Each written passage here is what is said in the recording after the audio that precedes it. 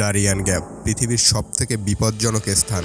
Colombia এবং পানামার মাঝে এর অবস্থান। এই 100 মাইল পথ অতিক্রম করা মানে মৃত্যু উপত্যকা অতিক্রম করা। এই ডারিয়ান গ্যাপের কারণেই উত্তর আমেরিকা ও দক্ষিণ আমেরিকার মাঝে কোনো সড়ক বা রেলপথ নেই। পৃথিবীর পুরো ইতিহাসে মাত্র 7 বার গাড়ি বা জিপ নিয়ে এই ডারিয়ান গ্যাপ পাড়ি দেওয়ার চেষ্টা করা হয়েছে। বিপজ্জনক হওয়া সত্ত্বেও এই ডারিয়ান গ্যাপ পাড়ি দেওয়া মানুষের জন্য খুবই জরুরি। মানুষ দক্ষিণ আমেরিকান দেশ, বিশেষ করে কলম্বিয়া, ইকুয়েডর এবং ভেনেজুয়েলা অতিক্রম করে ভালো জীবনের সন্ধানে মধ্য এবং উত্তর আমেরিকায় যায়।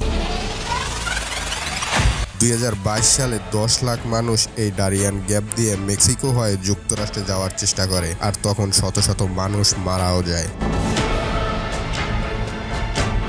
এই 100 মাইল এলাকায় কি এমন আছে যার কারণে এই এলাকাকে বিশ্বের সবথেকে বিপজ্জনক রাস্তা বলা হয়? এত টাকা, উন্নত প্রযুক্তি থাকা সত্ত্বেও ডারিয়ান গ্যাপে কোনো সড়ক বা রেলপথ নেই কেন? তার প্রথমটি হলো বিপজ্জনক আবহাওয়া। নিরক্ষরেখার 100 কিলোমিটার উপর ডারিয়ান গ্যাপের অবস্থান। আবহাওয়া প্রচণ্ড গরম এবং এর উত্তর ও দক্ষিণে রয়েছে আটলান্টিক ও প্রশান্ত মহাসাগর, যার কারণে আর্দ্রতাও অনেক বেশি। খুবই ঘন বন রয়েছে এখানে। সারা বছর মানে 365 দিনের 330 দিনই বৃষ্টি হয় এখানে। অনেক বেশি পরিমাণে বৃষ্টি ও বন্যার কারণে প্রচুর পানি হয় এখানে, যার কারণে সড়ক নির্মাণ খুবই কঠিন। তাছাড়া আরেকটি বড় কারণ হলো বিপজ্জনক কীটপতঙ্গ, যেমন বিষধর সাপ, বিষাক্ত মাকড়সা ও মশার অভয়ারণ্য। আশেপাশে কোনো হাসপাতাল বা বাড়ি নেই। এর কোনোটি যদি আপনাকে কামড়ায় তবে জীবনবাসন হতে পারে। এর মধ্য দিয়ে যাওয়া বেশিরভাগ লোকই ম্যালেরিয়ায় আক্রান্ত হয়, আবার অনেকে সাপের বিষে বা নদীতে ডুবেও মারা যায়।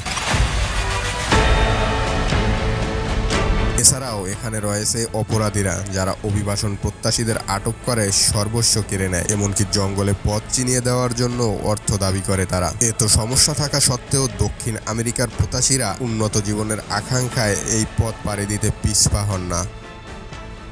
এএফপি বলেছে 2022 সালে এই পথ পাড়ি দেওয়ার প্রত্যাশীদের সংখ্যা দ্বিগুণ হচ্ছে। ওই বছরটিতে 2,38,000 মানুষ ডারিয়ান গ্যাপ পাড়ি দিয়েছিল। পদে পদে ভয় আর আতঙ্ক, তারপরও উন্নত জীবনের আশায় আমেরিকায় পৌঁছাতে লাতিন শরণার্থীরা পাড়ি দিচ্ছেন ভয়ঙ্কর ডারিয়ান গ্যাপ। আর সেখান থেকে মেক্সিকো হয়ে অভিবাসন প্রত্যাশীরা পৌঁছান যুক্তরাষ্ট্রের সীমান্তে।